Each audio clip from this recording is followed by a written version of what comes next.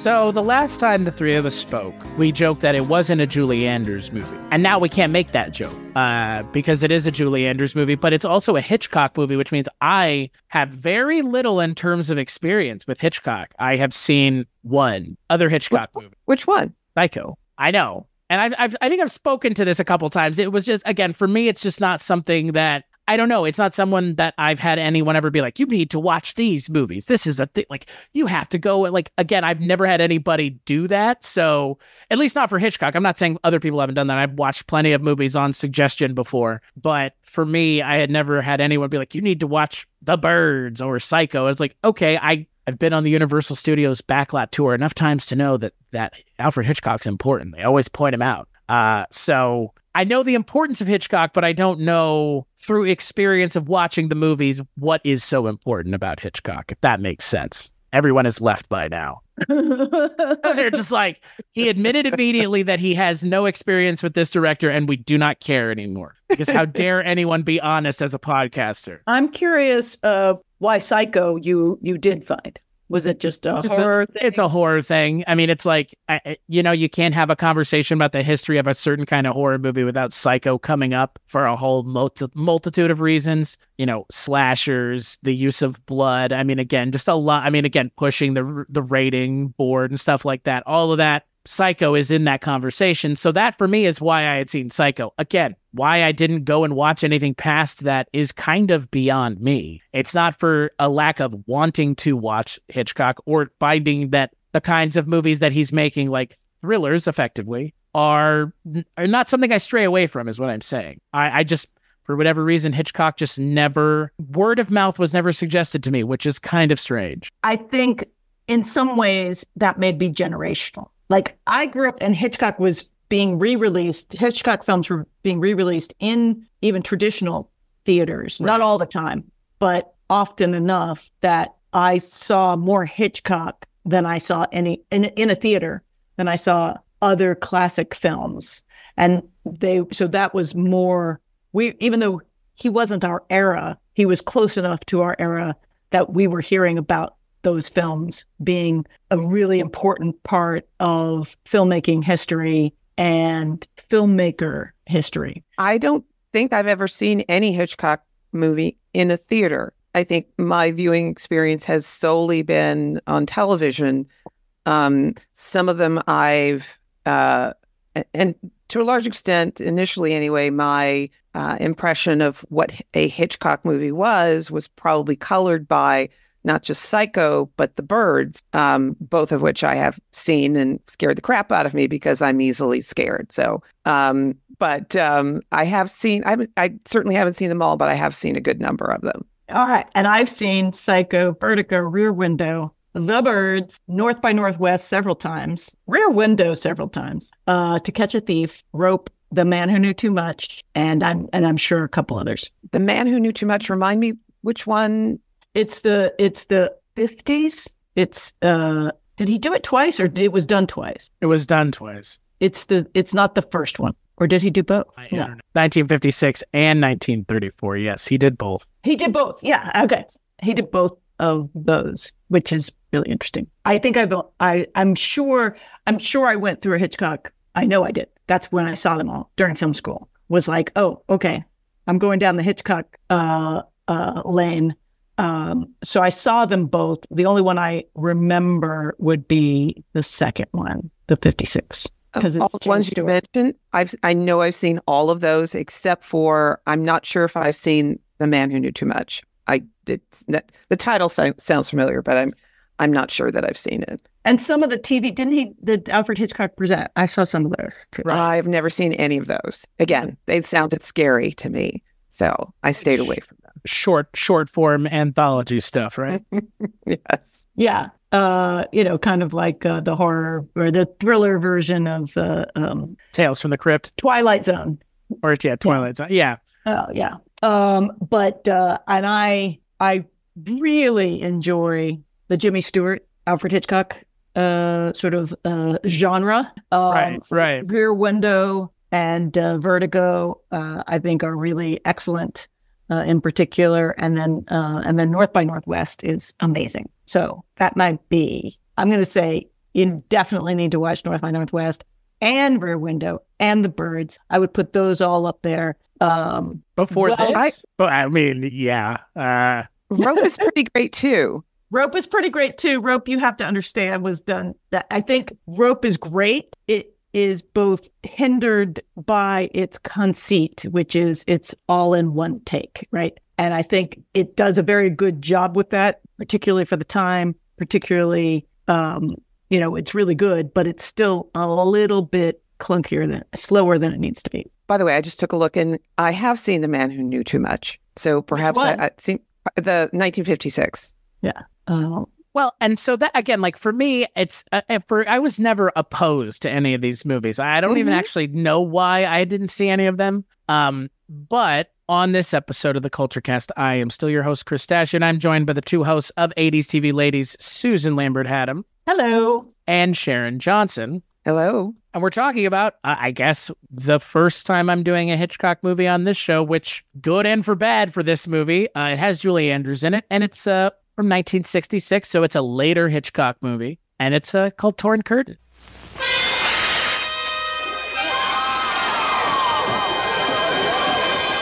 What series of startling events could come to a climax in a scene like this?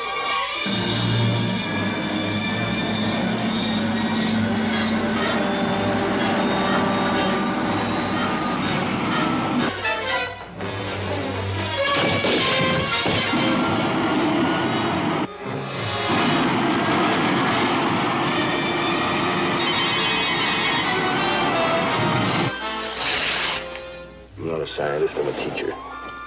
You're a scientist, and you're supposed to respect a natural order in all things. Breakfast comes before lunch. Ow!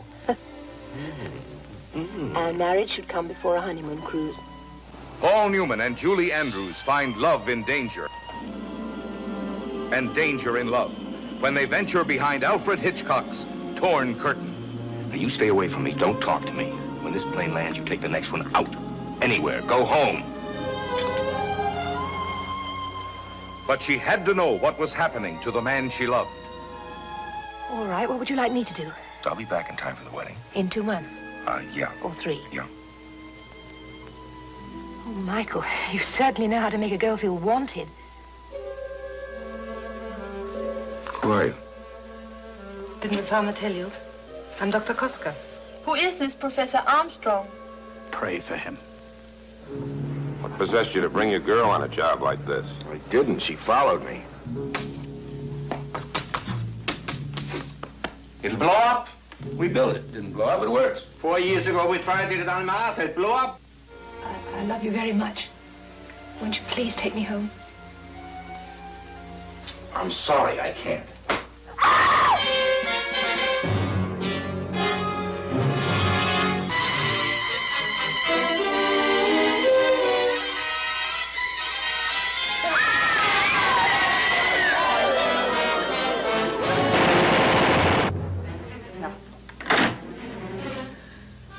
They found Gomek's body.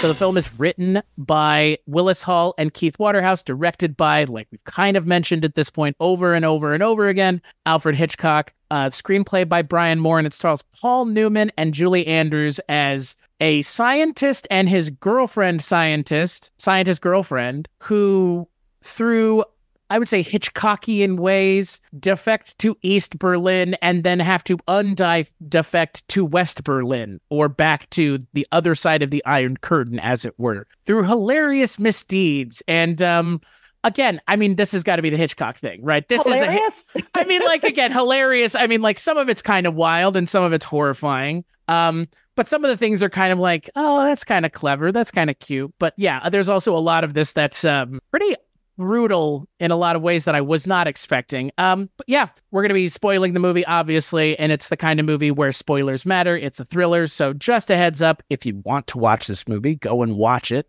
And then come back and listen to this episode because you're going to have the entire movie spoiled for you. So, Susan, I'm going to kick it to you first. Why are we watching this movie? Because I believe that is this yours? This is, I think, a suggestion that is combined, all of ours, maybe? I don't remember. I think it was combined, all of ours. I think it came out of having introduced you to Julie Andrews. You're welcome. Thank you.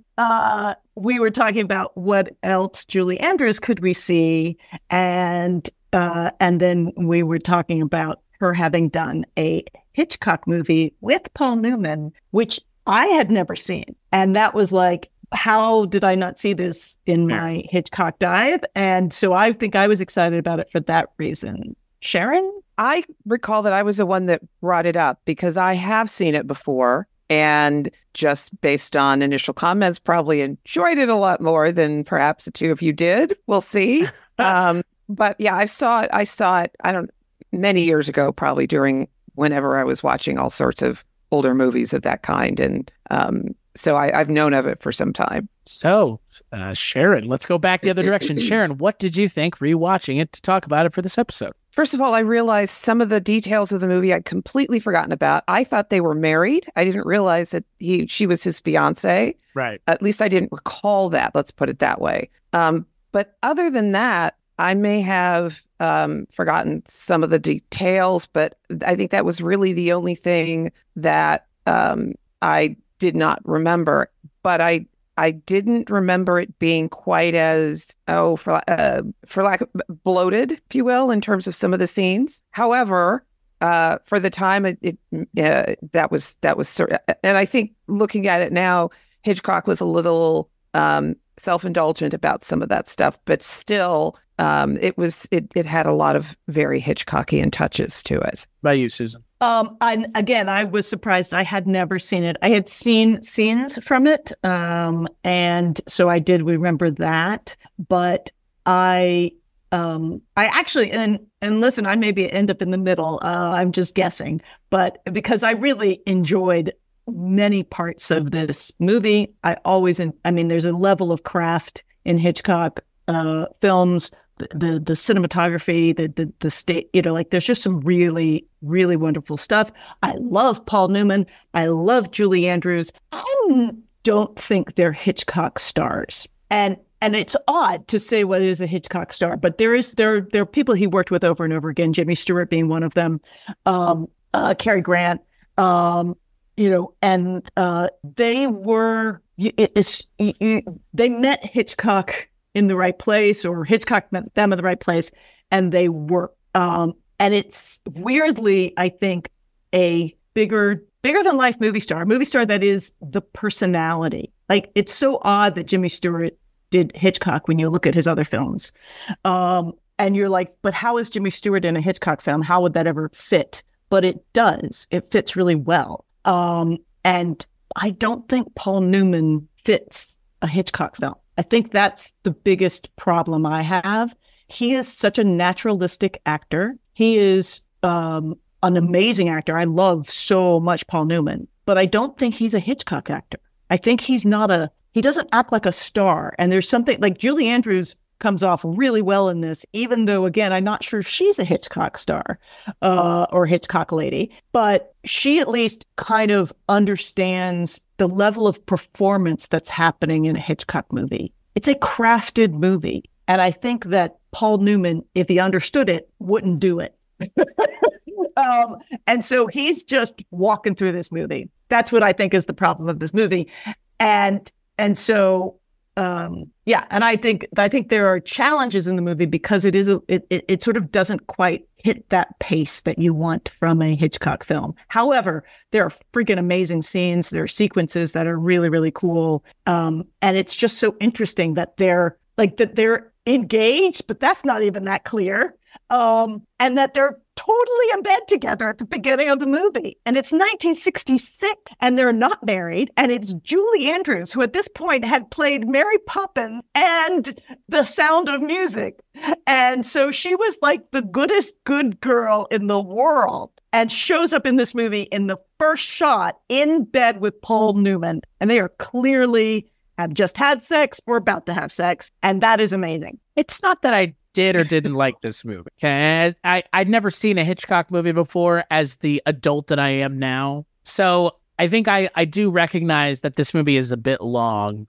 And by a bit long, I think it's like a half an hour too long. Because there are some scenes that just seem to go on for a while. But outside of kind of the movie's pacing issues, I also realized I had really never seen Paul Newman in anything either. So there's that. I'm sorry. Yeah, I know. Sorry. I see a whole string of podcasts in your future. I know. I could sit and pretend like it's what is happening is not the truth. But again, I have no problem admitting it because the only way you watch those movies is by admitting it. But at the same time, you're a little bit younger than I am. So you have had other movies that have come along that you've been watching. And it's the further out you get, the harder it is, I think, to go back and try to catch some of that stuff of a different era because there's so much. There are only so many hours in the day, after all. Theoretically. Yes. I mean, if you have something on in the background the entire time, which is, again, that's almost what it feels like now is I'm always watching something. And yeah, how I never managed to watch a Paul Newman thing or a Alfred Hitchcock thing is kind of beyond me. But to your point, I mean, if I said to someone 10 years younger than me, have you ever seen a Hitchcock movie? They'd be like, who? I'd be like, oh, shit. Like that's I think is where it is too far, is the generation one beneath me that are like in their early 20s that it's like, they don't even fucking care. Which is fine. I mean, I get it. Like, they have other things that they care about. I mean, that's why they had to put a disclaimer on the Moonlighting episode in the 80s saying, nothing's wrong with your television. This episode is just going to turn black and white for a minute because people would freak out when there was black and white on their television sets, even in the 80s, because it was weird and different and felt old-fashioned. It is often a battle to get, if we want to sit down and watch a movie, the first question that's asked by one of our children is this in black and white? Because I'm out. And you're like, what is wrong with you? Yeah. So it does. And I saw a lot of these movies on television too. They were rerun. Like this was sort of a staple, right? Westerns and Hitchcock, Jimmy Stewart, those were staples of television, on weekends and movie night. I wasn't living in a place that had movie revival houses, or a number of them, or at least ones I could get to that would allow me to go out and see these things in a theater. So if I wanted to watch them, I had to watch them on television. And then of course, VHS came along. So yeah, a lot of my watching actually preceded, not all of it, but some of it preceded home video. But Susan, getting back to something you said, you're reminding me that my understanding of not just film technique, but also acting styles, etc., is very pedestrian. I watch something, I either like it or I don't. I'm entertained by somebody or I'm not, but I don't really have an understanding of anything beyond that. I want to, but I just haven't made time or figured it out or gotten to a place where I really understand that. So that is a gap in my my video, television, movie watching that I would like to fill in somewhat. I mean, I was going to say, but I don't know if it's a gap so much as there's something wrong with me. No, but there are people that because it is stuff that Brittany and I in film school would talk about, that Rich and I talked about in film school and still talk about today, of we're constantly breaking down scenes or films or moments of why does that work or why does that not work? And you kind of, when you're making film or theater, you're particularly as you get further into it, it becomes very, very hard not to be doing that all the time in everything you're watching. It's and so in some ways it's hard to watch it just as a consumer, right? And so there are things that people will be like, oh my God, I love this. And Richard, I'll be like, Oh, they're this and this and this. And you're like, you know what? People love what they love, and they don't all have to break it down. So just some obsessed people who want to know why things work or don't work. I mean, it doesn't make any sense that Paul Newman wouldn't work in this film, but I don't think it's the right fit. Sometimes it just comes down to that, just whatever that fit is, as you said, whatever that thing is.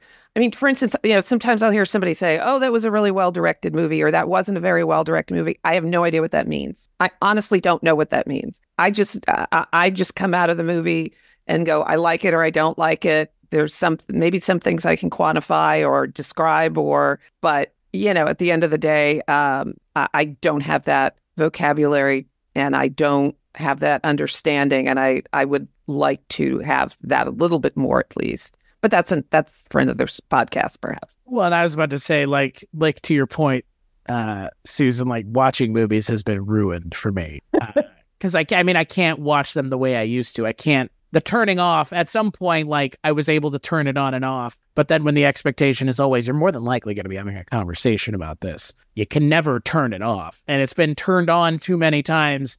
Like it's just can't go back anymore, and it's fine. I mean, it does kind of suck to always be that person in a room who's like, we like this movie. It's like, what? It's like, oh, this guy, he's always there. But it's the thing, like, we're not always there. Like, there are plenty of people, like you said, that can just watch a movie and then they don't even think anything of it. I just watched a movie to pass the time. And I wish I could be that person more than I am now, which is like, there is very little in between. But again, when you sit and watch movies every day and end up recording more than not about something else that someone else has already made and your feelings on it, yeah, it's a lot. Well, don't get me wrong. It's not that because usually I am the person in the corner of the room by myself feeling the totally opposite way of most of the other people in the room as they feel about some movie or television show that everybody's consumed. So that often happens to me, but so I completely understand, Chris, where you're coming from. Yeah, it gets exhausting after a while, being like, why I didn't like Batman versus Superman. I really have to tell you, okay, fine, because you feel obligated to tell me why you loved it so much. It's like, can't you just love something, in my opinion, not fucking matter at all? Because again, that should be the way this works. At least I would think. Well, there are a number of "quote unquote" bad movies that I like quite a lot, and other so-called good movies that I did not. That happens all the time. Yeah, every single time. So it is what it is. Well, and I think in the 80s, if I had seen this when I was sort of 80s and 90s, when I was sort of studying Hitchcock and watching a lot of Hitchcock, I think I would have liked this and sort of placed it kind of in the middle, mostly because of Paul Newman and Julie Andrews, and mostly because of Julie Andrews. She's great. She's so great. And again, it is a completely different kind of role than what she had become super famous for. So I think that was the other thing that made it exciting, is like, wait, she did Mary Poppins, Sound of Music, Torn Curtain? That you're like, what? And so I think it was really great to see her and to hear her. Like, I kind of went and looked up some interviews with her talking about working with Alfred Hitchcock. And she's like, it was so interesting. I just showed up and I got an education because he didn't want me to show up and do anything. Like, basically what she's saying. And, and he'd be like, okay, so you're looking out the window. And she's like, what am I looking at? He's like, don't worry, just turn and look something. Look like you're seeing something. And he wouldn't tell her what he was looking at because he could make it work. He didn't need her to do anything other than turn and look out the window, and then he would take care of the rest.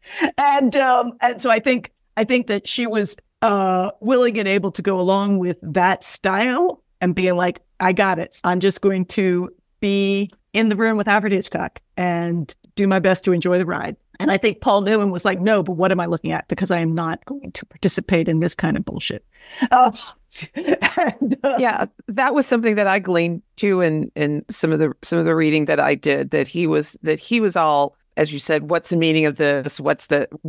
And she was just like, yeah, just tell me what you want me to do. And okay, because that's what I'm here for. I have a little bit of a hot take, but I don't understand Paul Newman's thing just based on watching this movie. Yeah, well, Paul Newman's thing? Right. terms like, of what's the thing? What do people want from Paul Newman? You know what I mean? Because again, I've seen this and nothing else. So almost every other movie. okay. So this is a genuine outlier, is what you're saying.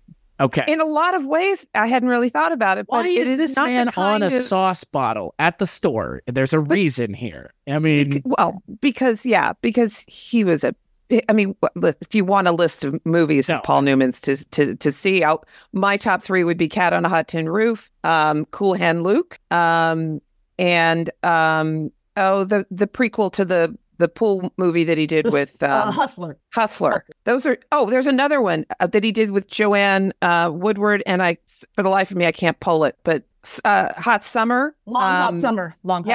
Oh my gosh. And then you've got The Sting and Butch Cassidy and the Sundance Kid. The Sting is way too long, but I have seen The Sting, but I don't even remember. I don't even remember it at this point. But that was really more of an ensemble as opposed to him, but still, some of the early stuff is what made him Paul Newman. You got to go watch Cool Hand Luke. Yeah. That's the Paul Newman that I think that's the one for you. Okay. Cool Hand Luke. He's not much in this movie. I mean, like, by my approximation, like you mentioned, he's kind of sleepwalking through it. Like, Julie Andrews is the one who shows up big time in a lot of ways. Like, she's the more interesting character in this movie. He's just kind of there. Like, I get what he's doing. I get what the expectation of the character is, but what she's doing is more interesting because she seems to be, and again, like both of y'all, I found and read the same things. She seemed to get what Hitchcock wanted, and he didn't really want to deal with it, which I get, but you should not let that get in the way of a performance. Now, maybe on the page, this character is just kind of like this, but him being detached, this isn't the kind of character that can pull off being detached, because that's kind of not the point of the character. Well, and I think it's interesting because they were all of them, huge stars. Paul Newman, Julie Andrews, and Hitchcock. Right. This was his 50th film. He was at this point considered the greatest film director in America, probably the world. Right. And yet, I think they basically said, you have to make this film with these 2 actors. It doesn't sound like that it was a lot of choice for him. He didn't get his first choices. And so there's a feeling that even Hitchcock, this isn't Hitchcock at his best. This is Hitchcock. He's allowing people to walk through some of those scenes. Well, yeah, that's the weird part. And I think he, there was stuff he cared about, and then stuff that he clearly was like, yeah, I'm not gonna. But is it worth fighting with Paul Newman over is the question. Well, and it's so interesting because I think Paul Newman is such a different kind of actor at that point. He was not of the classic actor. He was coming up he's a very naturalistic actor. He's very much, I don't know if he was method, but he might as well have been. So he wanted to truly understand what he was doing. And Alfred Hitchcock did not want to have those conversations. And so I would, my guess is that the blame could be settled on both shoulders there. And even with Julie Andrews, as great as she is, you couldn't tell me what she's thinking in any scene. No. No. And but she's just gamely doing her best to deliver the performance her director wants. She had 2 giant movies under her belt. Paul Newman had been around. He had built that career. I mean, Hustler was probably one of his big breakouts, but Cat on a Hot Tin Roof, actually, there's so many. He had done so many films that, it is sort of a shame that you wouldn't go as a director. I got Paul Newman. Let me see if I can make Paul Newman shine let me see if I can shoehorn Paul Newman into this. But I think Hitchcock at that point, again, was also like, this is my 50th film. I'm not going to shoehorn. I'm going to do what I want to do. And and if you're not going to play in my sandbox, you can just stand there and look like you don't know what you're doing. This was also the stage in Paul Newman's career where he was, I think, at the beginning stages of going off and doing a lot of independent films himself. So yes, he still starred in things like Butch Cassidy and The Sting, but he was moving away from being the movie star and really was trying to make a name for himself as a director and as more of an actor quote in quotes, if you will. And so, yeah, he was at a totally different point in his career than Julie Andrews was. And he was closer to Julie Andrews is in many ways kind of one of the last of the classic Hollywood actresses, even though she's, been amazing. She's still amazing, right? But Paul Newman was of the he was basically wanted to go into that 60s new wave. Like, even though he didn't necessarily go all the way into it, he, like Butch Cassidy and Sundance Kid, is a movie about sending up Westerns. It's about breaking the model. And so much of, I think that was what he was interested in, is a little more revolutionary in what he was looking for. Well, and that's the thing about his performance in this movie. It's like, I can see that. I see that version of this actor. But here it's just, anytime it's just him in a scene, it's kind of like poke him with the stick and hope he does more. Because it's like, it's just so kind of downplayed, which the again, three scenes that you can remember, are when he kind of goes big, really, right? Is on the plane when he comes up to her and says, "Turn around and go back," and then does nothing else, right?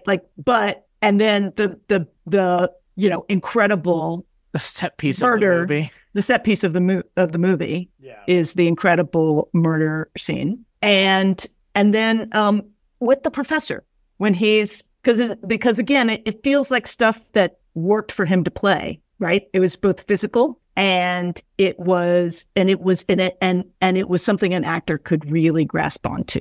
Like, okay, here's what you want, here's what you need, here's what is your obstacle. And every other time, I think he was probably being told, well, just stand there and then turn and look at her. Right. But he doesn't know how to do that because that doesn't feed to his strength. I mean, it is method, right? It's totally method acting. It's just, I don't know, he wouldn't call it that, right? Paul Newman wouldn't call it method acting. He would just call it acting, which I think is like, the sense I get of it method. I mean, he seems too cool to call it method. You know what I mean? Like, I will say, and perhaps as often happens with me when an actor or performer has built up a certain amount of goodwill or persona, I thought he was great in this movie. I thoroughly enjoyed watching him in this movie. I loved the two of them together. And I bought everything he was selling or underselling or not selling. I was right there with him taking the ride.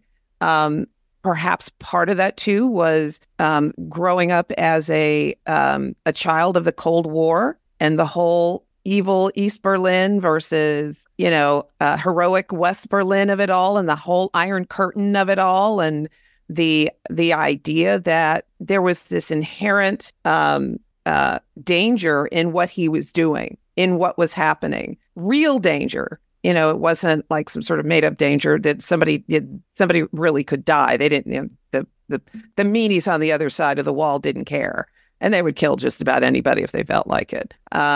But so anyway, when there's a performer that I really like, when I see them in something, I'm very forgiving, I guess, about whatever is happening. I can't tell you how many times I've seen television shows or movies where an actor that I really like is in it, and I'm like, yeah, I'm going to go see this, even though maybe it's not so great, because I love that person, and I'm going. Oh, I could watch Paul Newman all day long. I mean, but this is not peak Paul Newman. That's all I'm saying. Yeah, that doesn't mean, again, same with, this is not peak Hitchcock. Mm-hmm. So, and it's not even peak Julie Andrews, though she's the one that I think is working the hardest in this movie to try to make it work. And I think you can tell because you almost can't take her eyes off her in every scene that she's in. And again, I think with Paul Newman, it just wasn't the right fit. It wasn't the right fit between him and Alfred Hitchcock.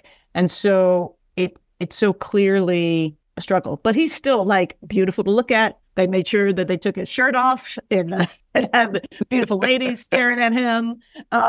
So, but I think that it is very interesting. It's a very interesting film to watch because of the history, right? It really does. And I came a little bit behind Sharon, but I still remember that East Berlin, West Berlin, which doesn't, that conflict doesn't exist anymore. It's gone, right? So, especially at a time when there was a clear good guy and a clear bad guy. there was no ambiguity there about who was on which side of that equation. Like now, where ambiguity? Yeah, exactly.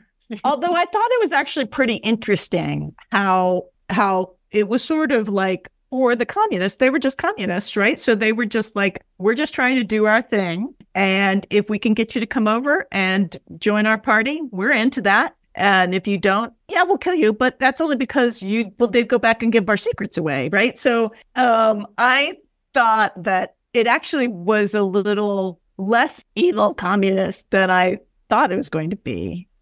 Because I liked all the characters in there, and because we saw so many characters in East Berlin that were clearly agents or undercover people who were revolutionaries within East Berlin. So you're like, oh, well, there's plenty of people. There's a whole entire busload of people. And I actually had forgotten that for all intents and purposes, Julie Andrews and Paul Newman were the only Westerners in this movie, that everybody else was a non-Westerner, every other character, if you will, except for the guy out of the farm, but I'd forgotten about him too. So, I did not remember that. It's been a long time since I've seen this. Yeah, the farm sequence, the bus sequence, those are pretty awesome. Well, I mean, I think that the movie kind of feels like the whole point of the movie is the murder scene on the farm. I know that Hitchcock said he wanted to make sure you understood how long it takes for someone to die, which is great. I mean, I get it. Sure, that's fine. But that point in the movie comes very early on, and it never gets back to that point. And I'm not saying it had to get back to that point in terms of like watching someone be slow murdered on screen, but I kind of wish the movie felt like there was a little bit of it kind of fell off really quick after that point. And that's such a high point in the movie that I wish it had maybe come later in the movie. I don't know. I wish it wasn't the sole high point is what it feels like. Because yes, there are some points towards the second, kind of this end of the second act, the beginning of the third act that are kind of interesting, but it kind of feels like that one scene is the entire movie in a way. It's lost in that one scene. I thought the whole escape sequence was really intense as they're trying to get out. Agreed. Yeah. It felt like for me, that felt like it was good, but there was a moment where I was like, this is getting a little, and then a little, not a whole lot, but I felt like if they had done it one more time, because like the baskets was like, that's the last straw. You can't do anything past this. Okay, fine. But I mean, effectively, the end of the second act and the entire third act of the movie is them on the run. I mean, pretty much. They never stop moving. And I mean, there were some pretty high tension moments, especially when they're at the post office and then when they're at the play. Like, those are pretty good moments. And the way that they're edited together is, I think, really interesting. And it helps ratchet up the tension for sure. Well, and I think, and you probably read this too, that Hitchcock was also trying to he figured he couldn't out Bond at the time. Bond films were really big. So he wanted to kind of do an anti-Bond in terms of, it not being, a person who was going to, suavely smooth their way out of was used to being spy man, right? The wonderkind spy man. And so I think that's very interesting in what audience expectations were at the time. I mean, this was a time when movies meant more. They just did. They weren't, they were harder to make. A Hitchcock movie was a big deal. A Paul Newman was they were harder to see, but it was also, they weren't necessarily harder to see. They were just an event, right? It was an event. Harder to re-see. How's that? Harder to re-watch, right? You got to see it once. And if you wanted to see it again, you literally went to the movie theater. Or like you said, catch it on TV. You had your TV guide and kept a sharp eye.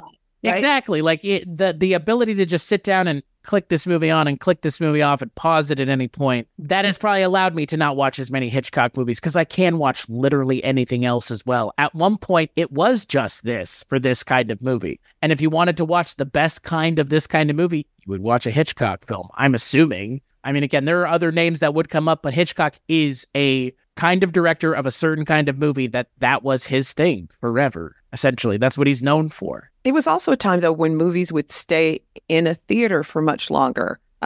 This is an extreme example, but Star Wars stayed in the theater a year after it was released. movies tended to stay for weeks and weeks, if not months, if they were doing well enough. But you still had to get out of your house, go to the theater and buy a ticket.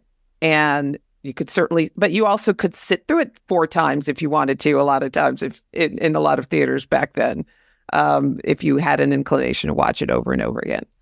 But yeah, it was a different time for consuming this kind of content. That's for sure. Yeah. And if you were a crazy girl, in Georgia who really wanted to see a lot of films, sometimes you might slip into another movie theater and watch another film for the same price without going outside and buying another ticket. You might just spend all afternoon doing that. The dawn of the multiplex made that sort of thing doable. Absolutely. Susan began the downfall of the film industry right there in Georgia, sneaking into extra movies. I mean, that's the thing, though. It's like taking it for granted. Nobody even thinks about it anymore. And again, that for me is probably the excuse I'll go with in terms of why I haven't seen these movies, just because there's plenty of other things to watch at this point. Plenty of things. And I'm not saying that Hitchcock's movies don't have any value in this day and age. I know that they do without even having to watch them because they're still being mentioned in certain conversations all the time. Again, it was just in LA. We were at a podcast thing. I went to Universal Studios and they still talk about Hitchcock at the Universal Studios tram tour. Still talk about Hitchcock in 2024. They could stop talking about it. And why wouldn't they keep talking about it? Again, in a lot of ways, Spielberg and Hitchcock overlapped each other for just a moment, but then Spielberg picked up the mantle that Hitchcock had, which is a director who makes movies that you're going to see. At least for a while, people were seeing it because he was the one directing those movies. And Hitchcock is the same thing. People saw it because it was a Hitchcock movie. That's the way it works. The fact that he's in all of his movies, the fact that he's on the post. No other directors are on the posters for their movies. That's not. He's in the trailer for this movie. Yeah, it's like as much Alfred, they literally are showing this, picture of Alfred Hitchcock where they're like, Alfred Hitchcock does this and Alfred Hitchcock does that. Julie Andrews and Paul Newman, but Alfred Hitchcock, right? You could be confused to think Alfred Hitchcock is in the movies as the main actor. Like the way he's treated, the fanfare with which he approaches is, you can't get out of the way of it with Hitchcock. That's the thing. There's just, and they're not, just as there aren't that kind of movie star anymore, there's not that kind of filmmaker anymore. They may become known and you may have your big giant filmmakers, but they're not known the same way. There is just, Hitchcock had a lot of control and a lot of power. And if, it just represented something. Again, I think Spielberg may be the last filmmaker, maybe Scorsese, but in smaller degrees. There's just sort of nothing like the Alfred Hitchcock. There almost wasn't anything like it then, but now there's just nothing like it. I don't know Did either of you pick up or pick up his Hitchcock's cameo in this? I didn't either until I read about it later, and then I had to go back and find it. Is it on the bus? Oh my gosh, no, it's early. Now, what I did pick up is it's in the hotel in Copenhagen. I think in Copenhagen, they're walking in, and you hear the Alfred Hitchcock theme playing. He is sitting on a couch, kind of with his back to the camera. He's slightly in profile, and he's got a toddler on his lap. Yeah. But I didn't catch it. 8 minutes and 19 seconds. Yeah. I caught the music, but I wasn't looking for him. I forgot to look for him. I just assumed that he would be later in the movie for some reason. And which doesn't make sense because I think he was often early in the movie. I don't know. Anyway, this is the problem. I should have. If we'd done this interview in 1992, I would have been a very big Hitchcock expert. Yeah.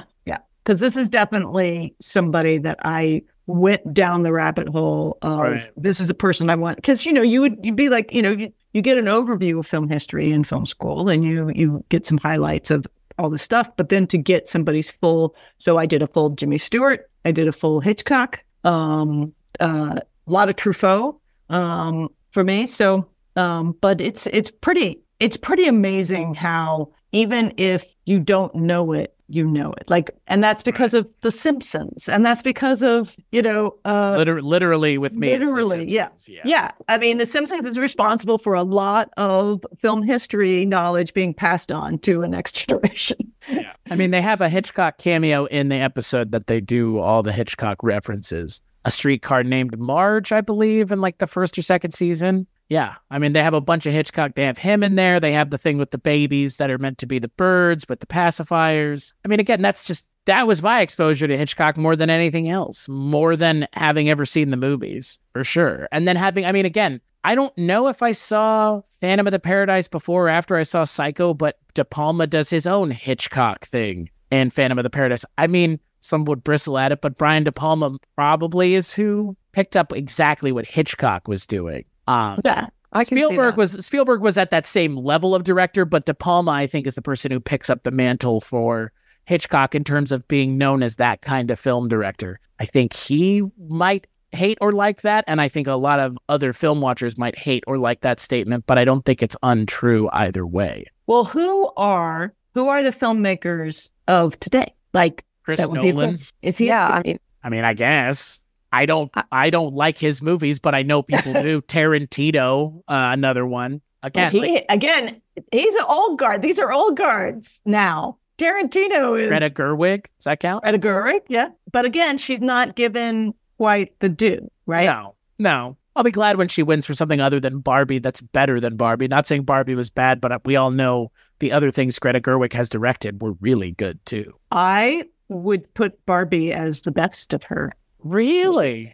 Interesting. I mean, I don't think you can't make a case for it. Let's put it that way. I can't. No, I'm not saying I don't think you can't, is my point. Like, I think you can make a case for Barbie being her best movie, 100%. I haven't seen all the movies she's directed, but I was really not a fan of Lady Bird. Thank you. Couldn't remember what it was called. Which I totally also get that as well. Yeah. I guess I don't know if they're it's a different kind of world, because the kind of movies that the Hitchcocks, they're not really being made. There are the scope of the types of movies that are made today is much narrower. It's either going to be some sort of big blockbuster IP kind of movie. And listen, I like a lot of those movies. I'm not saying it's bad. I'm just saying that has sucked up a lot of the oxygen, and I don't really see any true successors to Hitchcock coming out of that. Or it's going to be, much smaller movies like Lady Bird or Nomadland or Parasite Peele? Or, What about Jordan Peele? Jordan Peele yeah. I mean, does he get to make another movie? Is he making another movie? Yeah, it comes out in like December. All right. And it's like Jordan Peele's new movie. I mean, Jordan Peele definitely. Yeah, all right. I mean, yeah, Jordan Peele's. Okay. I mean, again, I watched that Twilight Zone. Yeah, well. I mean, again, yes, James Cameron. Yes, but James Cameron also thinks James Cameron deserves to be mentioned.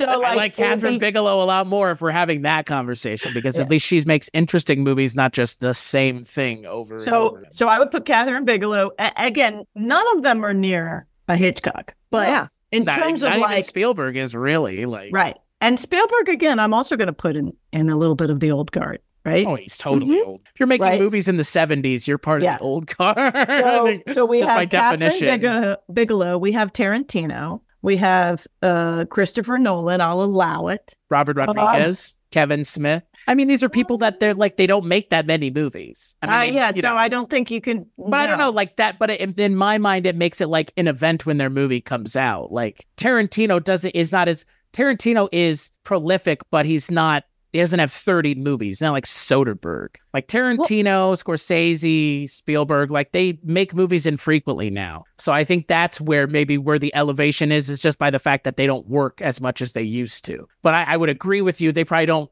deserve to be mentioned by in the same term as Hitchcock, because Hitchcock made 50 movies. This is the 50. But I mean, like, this is the 50th movie. I know he made at least 50 because this is the 50th movie, is my point. Like, there's a different kind of prolific we're talking about here. He's prolific because of the output. They're prolific because of, I don't know. Like, I guess we are, in terms of this exercise, are we talking about numbers? Are we talking about how most people might know that name, even if they haven't seen all of the movies? I mean, because I think there's a difference. I think more people have heard of Kevin Smith, perhaps, and have seen all of his movies than perhaps you might think. But I I don't know how many people would know who Catherine Bigelow is if you mention her name.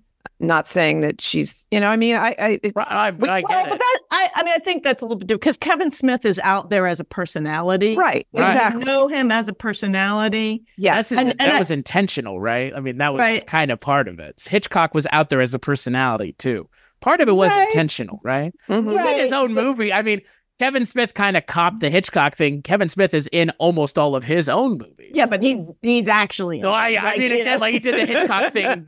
In a lot of ways, he took Hitchcock's idea and ran even further with it, right? Like, I'll be a main character in one of these movies. Paul Feig, because again, he has done a lot of different kinds of movies, but they all have a particular. You could kind of go, oh yeah, that's. Yeah. I don't know if he's still there, but he was there for a while. Judd Apatow. Judd Apatow. Yeah.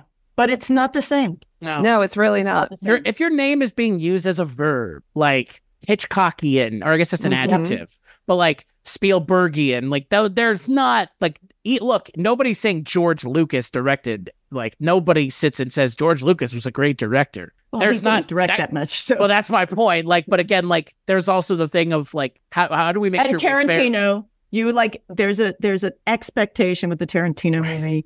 You can go out and go, I want this to be filmed like Tarantino. And many people would know what you were talking about. I think Quentin Tarantino might be as well. Maybe. What if it's like Darren Aronofsky? I mean, I don't know. That's pretty high up there, I feel like. But that gets back to, notoriety and familiarity with the name versus the fact that Aronofsky has made a lot of movies, but probably most people have not heard of them or heard of him. It's a different world. Some of these things are just like there was never going to be as much of a thing for Hitchcock being this big in pop culture if he was existing now. Right. It would be as hard for him to be, again, like some of this is you just right place, right time, not enough things existing in that world. Like how many content creators 10 years ago that were taking advantage of YouTube would be lost in the shuffle now if they were trying to make YouTube. Same thing. When you don't have as big of a hose that you're drinking from, everything matters. Now it's like, there's fucking a million things, including just going and watching Hitchcock's movies one after another because I want to. That was not a thing in 66. And people didn't even think it ever would be.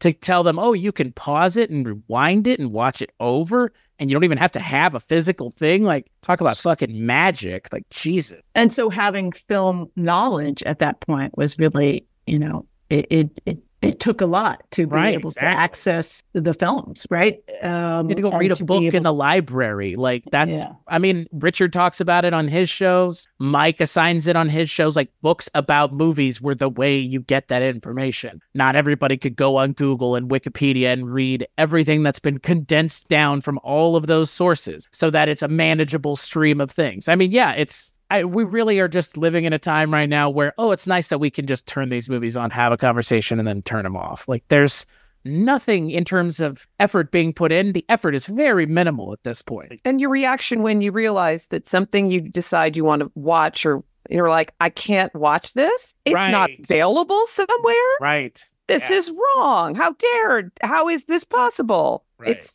there's an expectation that everything is available and it's not. Right. Yeah. Yeah. I mean, I'd be curious how many Hitchcock movies are available. I mean, maybe the Criterion Channel. I mean, like I'm trying to think who would have them all, or maybe they're all on Netflix. I don't know. I gotta guess a lot of Criterion, right? Because that's the other thing. Like Hitchcock's movies are important, and Criterion and Kino Lorber, they tend to be where those kinds of movies come out. So let's go back and talk about the movie.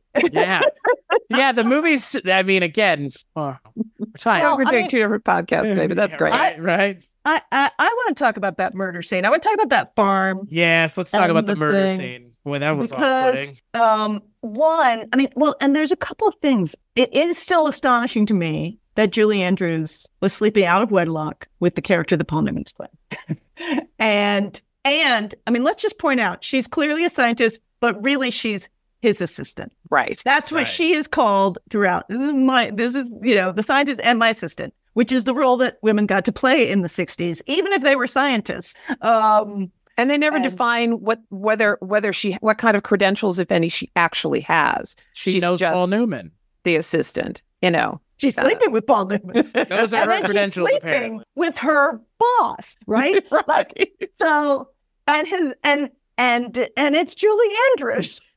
It's Maria. She's a nun, for God's sake. So it's very interesting that then this early on in the movie, and I think one of the things that might be early on in the movie is it really does establish not only the threat of violence, but that Paul Newman's character has gotten in over his head. And what we've seen is Paul Newman and this random woman at the farmhouse murder a man slowly, inefficiently, and desperately. And that, again, for audiences in 1966, people had to have time to get through the rest of the movie to just be like the ramifications of that, right? Like, it wasn't cool. It wasn't stylish. It was brutal and scary and a presentation of sort of spy world that we had not seen a lot of in popular culture. Tossing into a bathtub a toaster is definitely this is not that. When I think of the spy stuff at the time, we're talking like Goldfinger with James Bond and the, haha, shocking. Like, that's not this. That is pretty far from this in a very, very intentional way. I think I was very put off by the scene, but I had to watch it a couple times because I was like, put you off? I mean, everything about it. I mean, again, like the length at which it takes to do that and the fact that that is part of the intent behind making the scene that long is to, like you said, it's an anti-spy movie because this is the reality. It's not just you toss a electric item into a bathtub with someone and they just, boom, they're dead.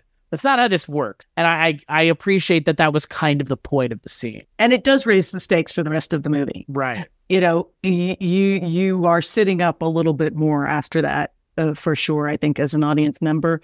And what's interesting is but there's not as much humor in this. I know we just talked about the business, but like there's a lot of humor in some of the other Hitchcock films. The dry humor, it's not quite the shocking.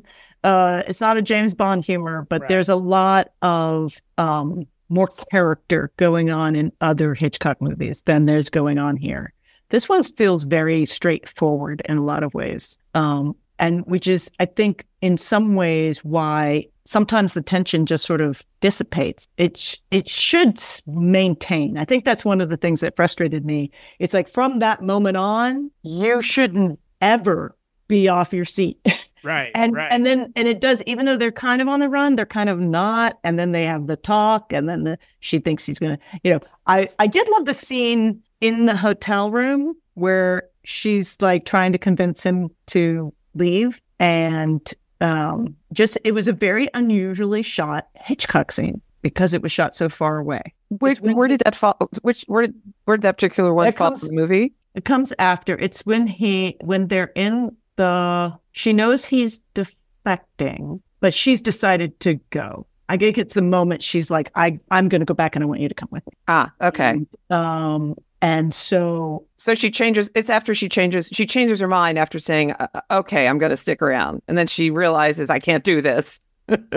Yeah, this is and it's just an interesting, like, on one hand, there's tension in that scene. And on the other hand, because it's sort of his back is to her. And yeah, I think it's one where, you kind of want to break that down as a filmmaker. You're like, okay, is this working or is this not working? Is this working in this movie at this point? Or is it actually deflating some of the tension because you're not letting these two people who have a lot of stake in this relationship act like that in the scene? And it's never very clear that if he likes her very much. Like, I was about to say the two of them together, like it's not that they're at each other's throats, but like they don't have as much genuine chemistry as I would have thought. She feels like she's putting in the effort with him, and he's just Paul Newman, I guess. Well, when you think of Sound of Music, which we just watched, and you think of Von Trapp and Maria, Captain Von Trapp, and you're like, he didn't even like her. Right. And there's so much chemistry. You're so in love with the two of them. You want them together. I'm not sure I have a stake in, I'm kind of like, girl, get out, right? Like he didn't even tell you why to leave. He just yelled at you.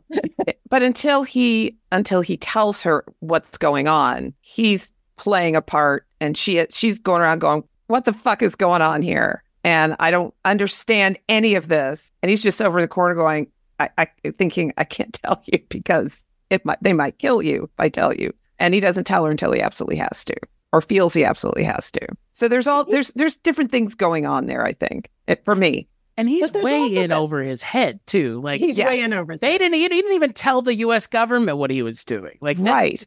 If anything, if I'm Julie Andrews, I'm like, are you mental, motherfucker? Like, what are you? Because if he's going to do any of what he's doing, why wouldn't he have the help of the U.S. government? Like, it makes very little sense why someone who's like a top U.S. scientist wouldn't just be like, hey, U.S. government, I could theoretically defect, get the information, and then you guys could help me get it. Feels a little contrived. And I'm sure that Hitchcock's movies have levels of contrivance to them. It's just like, I don't necessarily think I would have asked that question if you hadn't pointed that out. So maybe next time, just don't point it out. And I won't necessarily think, oh, why didn't you work with the U.S. government? Like, you shouldn't bring that up in the movie and hang a lantern on it. Like, that's not great. Well, and you're hanging a lot of, like, it's odd. If his original plan had worked, he would have just left her in Copenhagen. No, right. She was not supposed to come. Right. No, but she was supposed to stay in the States, and she decided she was going to come on her own. Right. And they talk about that while they're in bed, and you're just spending the whole scene going, wait, Julie Andrews is in bed with Paul Newman and they're not married.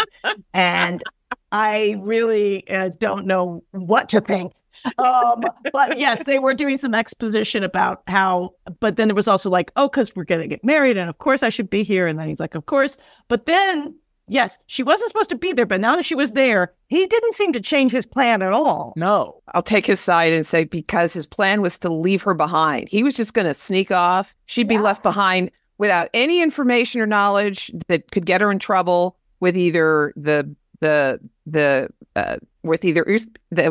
East Berlin or with the American government, because she doesn't know anything. Right. Yes, so, but if I really loved Julie Andrews, I would be like, I am risking my entire relationship for this, because if I'm Julie Andrews, I'm Julie Andrews. I'm like, this does not get left behind for 2 to 3 months with no explanation, because that's about 1,000 red flags, even in the 60s. Well, that's what I mean.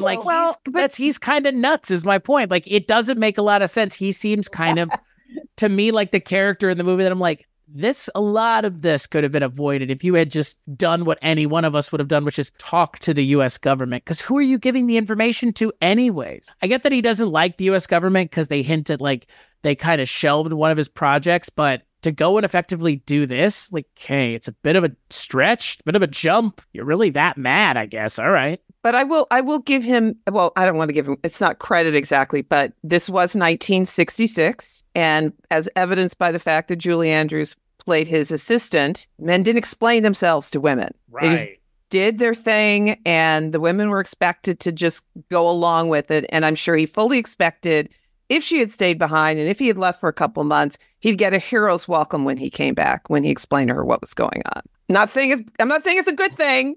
Or he'd be dead or stuck behind the iron curtain. Right. But plausible deniability on her part. Exactly. Listen, there's an element to Hitchcock films that are very stylized, that are very much leaps of faith. Shakespearean levels of tragedy, right? Like, yeah. And coincidences, all kinds of nutsoid stuff. Like Psycho has that. Like, again, like I've seen Psycho. Like, it has some of those things in there where it's like, this is a contrivance in anyone else's film, but here it's kind of part of it. It's just part of it. Well, and that was the style. That was very much the style of the time. That was very much happening in theater, where it was presentational. It was, here is this scenario we're painting for you, and just go with us. And you would. And you're like, yes, okay, that's the scenario, that's the world, as long as you suddenly, and it was very much not method. And Paul Newman, you're right. I think he was method. I think he literally was an originator of method. But then he kind of shifted. These movies don't feel like the characters matter as much as what the characters are doing matters. And like, that's fine. Like, that is a way of making movies that would clash with someone like Paul Newman. Because I'm sure Alfred Hitchcock just went, I don't fucking care why your character's doing this. Your character just does it So on the page, do it. So yeah, I get it, but and painting the picture, literally painting a picture with light, and this is what I'm trying. I want to make the audience scared here and happy there, and release the tension here, and make them feel this there. And it had very little to do with actors. So I will do it in post-pro. Is like, okay, sure. But yeah, that probably rankles someone like Paul Newman pretty hard. He's like, I want to act. Let me act. Please, I want to act. It's like, I don't really care what you want. And most of the movies of Paul Newman's that I've seen, as I'm sitting here thinking about it now, they've been character driven. They've not been this sort of actiony, let's get from point A to point B. It was about what the character was thinking, feeling in this world that they were living in. We'll hand Luke as a character study, right? Sometimes nothing can be a real cool hand, Chris. Oh, cool. I mean, I get it. That I get. Okay. It's got a story, but it isn't very much. It's like the antithesis of this movie, essentially, is what you're saying. The plot is a fine-tuned machine that is expected to, Rube Goldberg itself to the end. I mean, that's a thriller, right? Like the characters in thrillers don't necessarily matter. We didn't mention Rian Johnson and his movies, but I feel like that is similar in this case to like Rian Johnson. The expectation his movies are meant to be like, well-oiled watches. This is more of a thing in literature than it is in film. Like now, I think like we've really seen the rise of like thrillers and those kinds of books taking the place of movies because like they're cheaper. You can do a lot more in the medium. And God, how many writers out there are just cranking out mystery thrillers once or twice a year, like plenty of authors. And they're really good too. Not poo-pooing them, but like the literary kind of scope seems to be where this kind of genre is now always being represented all the time. Well, and it's so funny because I actually feel like Glass Onion and Knives Out, speaking, is it Ryan? Is that how you pronounce it? Ryan, yep. Rian Johnson. Those are very old school movies. Yep. They have a lot of new school flair, but they're just an old-fashioned whodunit. And it's so funny that we went and saw Knives Out, and and Rich walked out very unhappy, and I walked out going, "Well, okay, that was kind of a little bit of a twisted thing." And in the end, and our kids were like, "This is the greatest movie that's ever been in the world," and they were so thrilled with it. And we're like, "But it was like an Alfred Hitchcock movie. Right. It was like it was like a Sherlock Holmes movie, only like, a little bit fancier. And then, oops, it turns out that there's, that the bad guy was the white guy. But, it's, which, is good. But it is very funny that there is, I think, a desire for this kind of beautifully built box. Right? Yeah. Of a movie. I mean, I think that we like those. I think that a good story well told is still something that works. And I think a lot of people forget it, mostly our studio system. But yeah, so I mean, but it is sort of funny. I could see I would love to see a resurgence of movies coming back to, kind of beautifully built boxes. I'm a little sad that sort of Knives Out is, becoming a franchise because it'll just become less and less. And live long enough to become the thing it wasn't intended to be. I'm willing to hold out hope that it will continue to entertain and surprise. I when it comes to mysteries in general, I love a mystery that keeps me guessing until the end. And both of those movies did. There were clues along the way that I missed or just kind of glommed over and got distracted by the shiny over here, which is the intent. And perhaps the fact that Rian Johnson isn't having to crank out 2 of these a year like he would have had to back in Hitchcock's day, because that's how quickly they were making things. Maybe we'll see something good. I don't even know if he's already looking at doing another one. I hope so, if it's as good as the first 2, because I did thoroughly enjoy both of them. I was going to say, the thing that I'm looking forward to is a book I read a couple of years ago. That was, again, one of these like very fine-tuned things, which was The Thursday Murder Club, which was a really good book. And it was about a bunch of, again, this is the way it's essentially pitched. It's a bunch of pensioners who solve a murder in their essentially like elderly care home. But it's that same thing of like, they just don't make stories like this anymore. They don't do this thing anymore. And of course, it's being adapted into a movie by, of all people, Steven Spielberg's production company. So I think what's interesting is we are seeing that another thing we didn't mention, but I think it would stand to reason, it's similar in scope and in vein to these Hitchcock movies. Kenneth Branagh keeps releasing these Poirot movies that are very similar. Yes. Maybe even too on the nose. Like some of the stuff in that first one, I was like, man, this is like really, really on the nose. But I think that some directors are still carrying the torch for these kinds of movies, but this is now, similarly to Westerns, just not a thing that's made as much as it used to be. Similarly to musicals and a lot of the things we've talked about, really. But it's not a bad... I think Kenneth Branagh was a really good point. He's not of the name. No. But a Kenneth Branagh film, you know what that means. And it's not just the Perot stuff. I mean, if you go back to Frankenstein and Hamlet. Well, and Much Ado. I loved his Much Ado. And the Dead Again, which was also kind of a... Dead Again was a little bit of an outlier, but a little bit of a thriller. Yeah. They even roped him into the MCU somehow and had him direct the first Thor movie, which shocking in and of itself. And he was in the Harry Potter franchise too. Yeah, as the best character in the Harry Potter franchise, bar none. But I think he's an interesting example. But again, it's also interesting that I don't know, I'm assuming there's another Poirot movie that will come out and he's kind of keeping this kind of movie alive. But yeah, if Rian Johnson wants to do another Knives Out, sure, it'll be successful. I was with Richard. I was not a fan of the first one, so I didn't even embark on the path to see the second one. Neither did he. But the rest of our family went on Thanksgiving, and it was fantastic. I get it. I know I am in the minority there for Glass Onion and Knives Out. I know that I am definitely in the minority because there would not have been a second one without the first one in that movie's particular case. So yeah, and both nominated for writing, I think, in original Academy Award. Yep. Yeah. Yep. So as much they as were that fun. matters, right? Yeah. Well, they were great fun. We know how much award shows matter, as they would say. Varying degrees of mattering, as I was gonna say.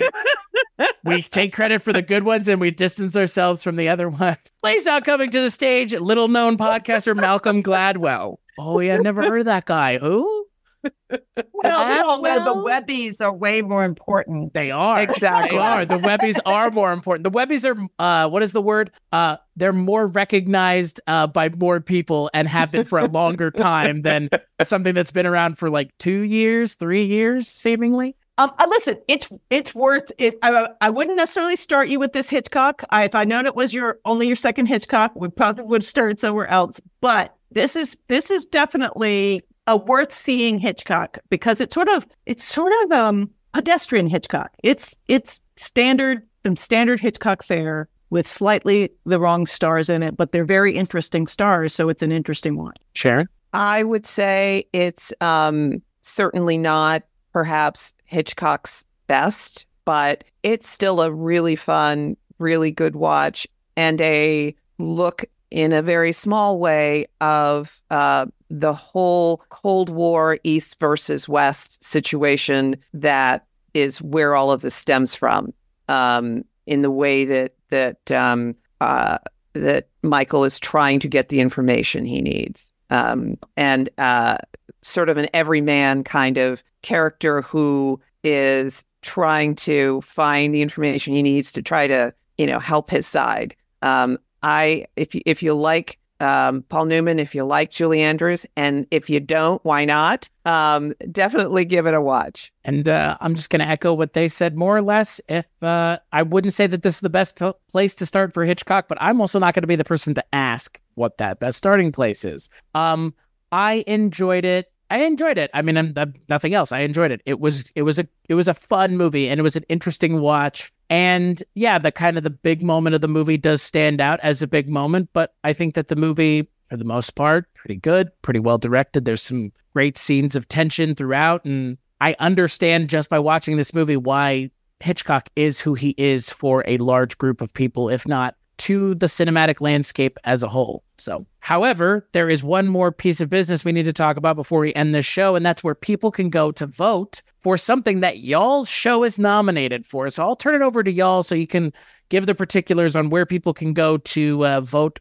for your show for the Webby Awards. We are nominated for Best Indie Podcast at this year's Webby Awards. The 28th annual Webby Award nominees were just released, and you can vote for us for the People's Choice Award, so please do.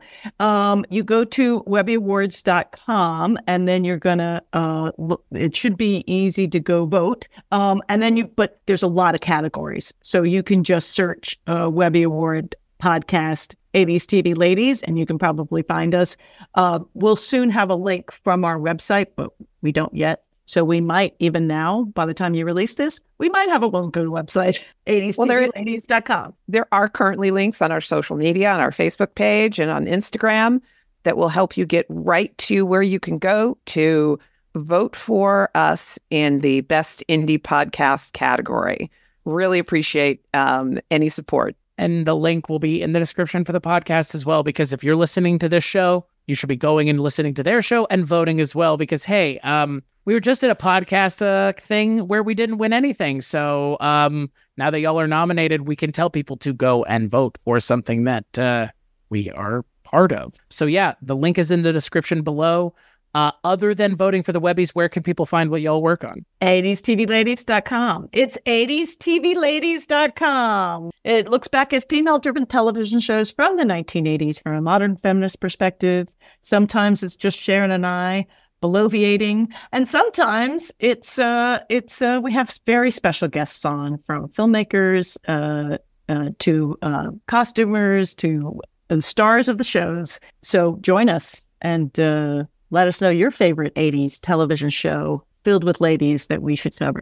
And as for me, you can find this show and everything else over at weirdingwaymedia.com, where you can find the aforementioned 80s TV Ladies, The Projection Booth, Twisted and Uncorked, and a whole host of other shows that I have essentially nothing to do with, hosted by people that aren't me. So weirdingwaymedia.com is where you can go to check out all of that. Go ahead and also check in the description below to go and vote for the Webbies, because y'all are in second place as of right now, and I know we can get to first place. I know y'all can get to first place, and I just get to congratulate y'all.